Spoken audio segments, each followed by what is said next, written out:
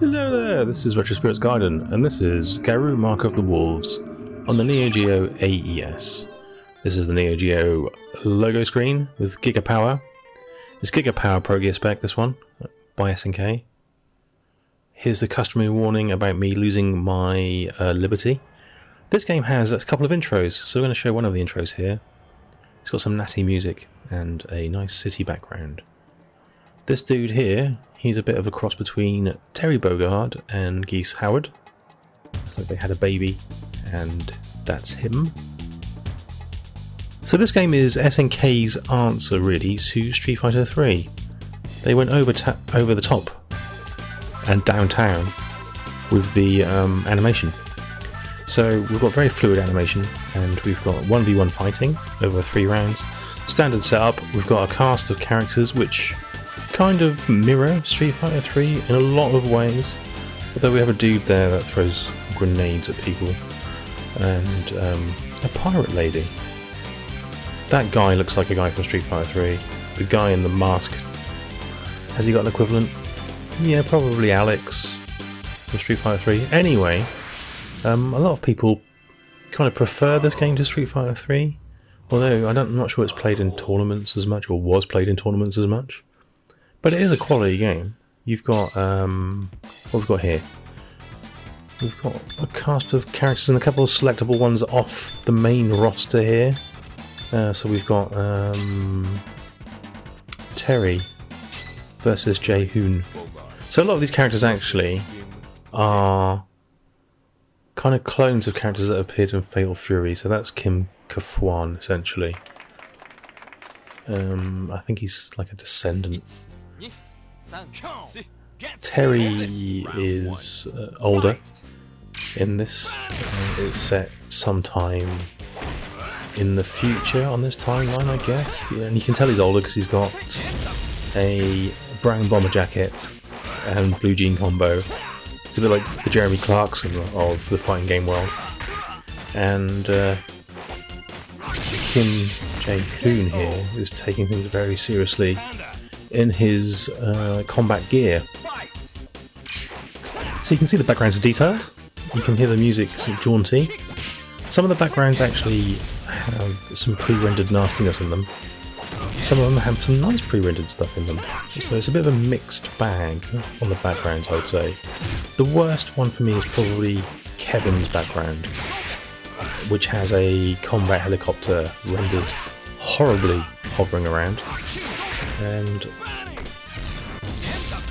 there's Terry's stage, which changes. So each one of his, if you get to 3 rounds on Terry's stage, the last round is you travelling under a sort of 3D bridge thing, which is actually very effective and quite cool.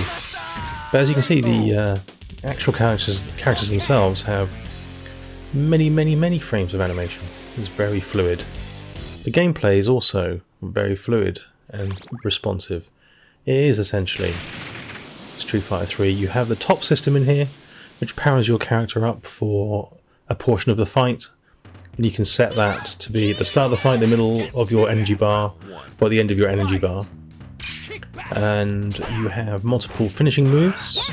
There's a P and an S version, and there'll be different attacks. You've got your throws. You do have only 4 buttons on the Neo Geo pad, so you basically do have a thing where you can press 2 buttons together to give you an alternate attack. And it's generally a bloody awesome game, apart from a couple of graphical things which I don't personally like, but other people probably wouldn't register with them, I don't know. I bought this game many years ago, and I paid, actually, this is probably one of the most expensive games that I've ever bought, being around, I think it was about 300 quid. Now, you couldn't buy this game for less than £1,200. Why did I buy this game for 300 quid? Well, I don't know, is the short answer. I felt flush that month. I don't know. It seemed like an investment because I could see Neo Geo games were going up, and it's a game that I always wanted to play. And I'd heard the Dreamcast version was shite, and although I had a Dreamcast, I didn't have the game. So I don't know. I've got no excuses really. I've paid too much money for a game, and now it's worth even more money. So I guess I've done okay, but I'd say the weird thing about owning Neo Geo AES games that are worth a load of money is that you don't want to play them because you don't want to break them.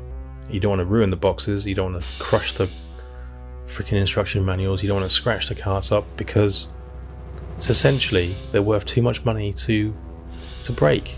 So that's the tragedy right there.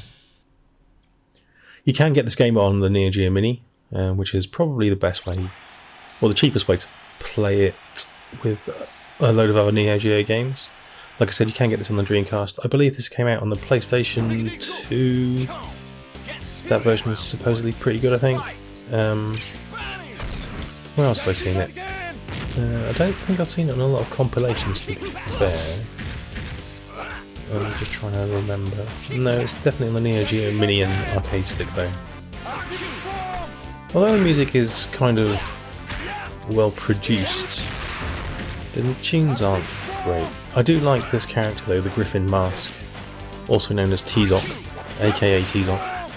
He's a cool looking dude. I do like using him actually. He's the Zangief of the bunch. His crazy face. Yeah, so it's an awesome game. It is an awesome fighting game. It is just a lot of money. And I've got the Japanese version. I think if you had a European or American version, that's even more money. We're talking multiples of thousands. The Japanese one, thankfully, is probably below 2,000 quid at the moment. Why you would pay that for the game, I don't know. If you were rich, maybe, and had a hankering for... I'm not going to say obscure games, I'm just going to say desirable, slightly rare? I mean, I don't even know how rare this game is, to be fair. I think if you went on eBay right now, you could find multiple copies of this game. Some of them, yes, they would be, I guess, knockoffs, like reproductions. But you'd get some originals on there, and yeah, I'm sure there'd be loads on there right this second. So I don't know how rare this game actually is. Maybe it's its desirability that pushed the price up. But imagine all the gaming goodness you could get for 1,200 quid or £2,000 when you just have. Would you buy just this one game? I don't think so. But anyway, it doesn't stop it being a brilliant game. It just stops it being unobtainable for the majority of people. So you could try the Dreamcast version. I still don't have the game on the Dreamcast, even though it's possibly quite cheap at the moment, sort of between 20 and 30 quid. The Neo Geo Mini version is indistinguishable from this, apart from the output on the Neo Geo Mini is a bit soft when you put it on your monitor. So that's, you know, that's the best way. Well, that's the way I play it, because I don't want to mess my car up. I don't want to mess this bad boy up. So there we go. Brilliant game. Too much money. That's the Neo Geo in a nutshell though, isn't it? Alright then. Ta-ra.